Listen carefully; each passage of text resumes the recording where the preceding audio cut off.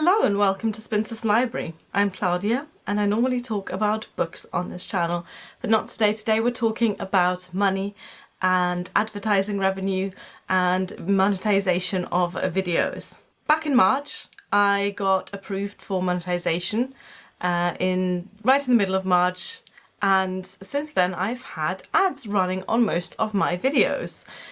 Back when that all started, I made a video about it explaining how exactly it works, and then I said I would give you guys an update in a few months' time. Well, I have just received my very first paycheck from YouTube for a whole £78, so I thought this might be a good opportunity to go back to that topic and tell you how it's been going. And I've also tried to figure out what my hourly wage is if I see this as a job rather than a hobby. I'll be blending in my YouTube analytics up here so you can see exactly what's going on. I want to be super transparent about this. I want to give you all of the numbers because I am not really embarrassed to talk about money, and neither should you. So let's look at what YouTube tells me about money. So YouTube reckons that I have made about £99.80 since the 10th of March, which is when I got monetized. Like I said, the paycheck I got was only for £78, so clearly the estimated revenue isn't entirely accurate.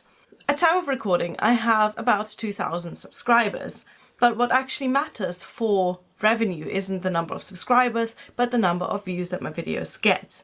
And on average, my videos get about 300 views, but that is really just an estimate. I haven't run any calculations on that, so don't quote me on that. So what actually makes up the number of what you get per video is the number of monetized views and the CPM. Now, CPM stands for cost per mil. That is the amount of money that advertisers are prepared to pay for 1,000 ad views. And as you can see here, that number varies wildly. So at the top end, I've had a CPM of £11.52, that is the highest number.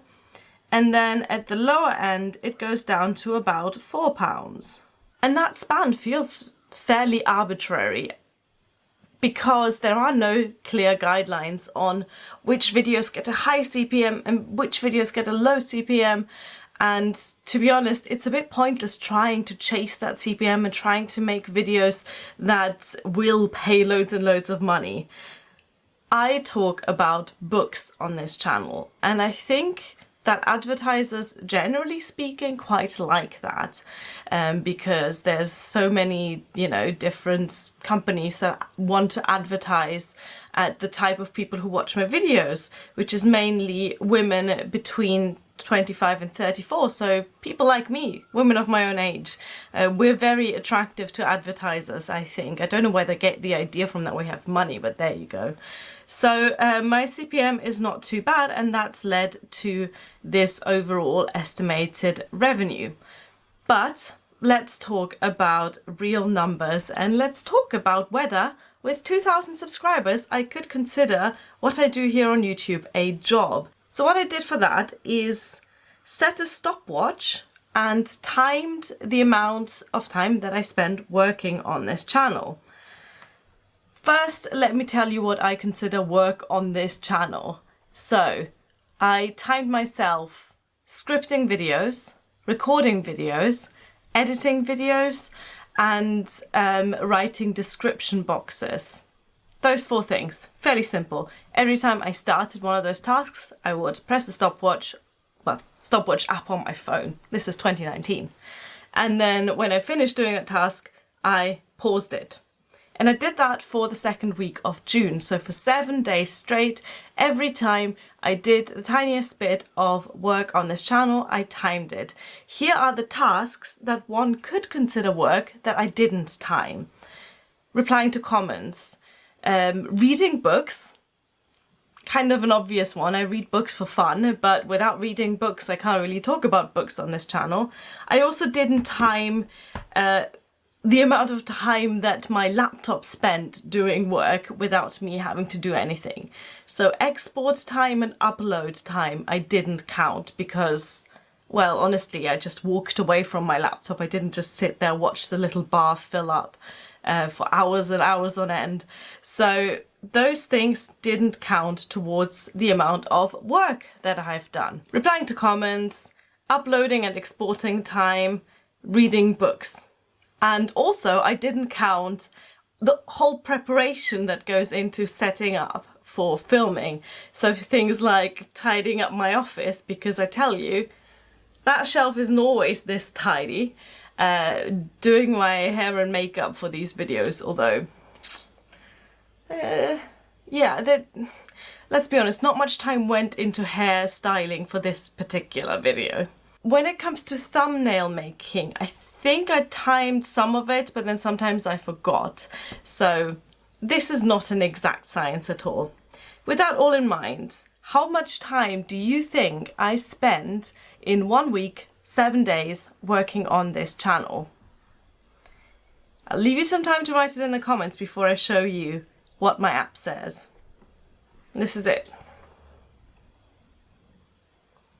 I spent 7 hours, 14 minutes and 35 seconds during 7 days in June.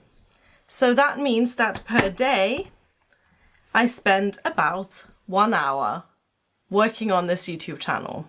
Is that more or is that less than you thought? So with that in mind, let's figure out how much I get paid per hour to run a channel about books for 2,000 subscribers.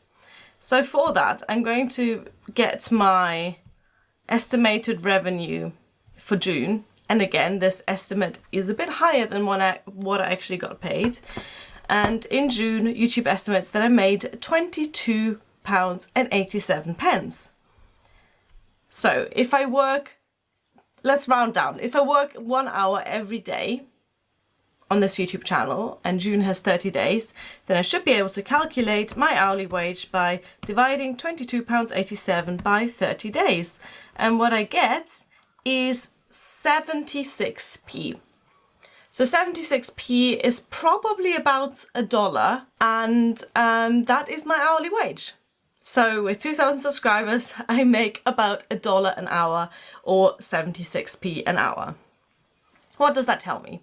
It tells me that this is not a job for me. If I look at this as a job, then I'm failing miserably, because who would work for that much money? I don't know where you live, but in the UK, the minimum wage is more than 10 times that. The minimum wage is £8.21, which is coincidentally exactly what I make at my day job. So in that regard, YouTube as a career, definitely not for me. But of course it isn't. This is a hobby. I love doing these videos about books. I love the creative process of coming up with ideas, planning the video. I even enjoy editing, and I know that's something that a lot of people really don't like doing. So I need to see this as a hobby that I sometimes, very randomly, get paid small sums of money.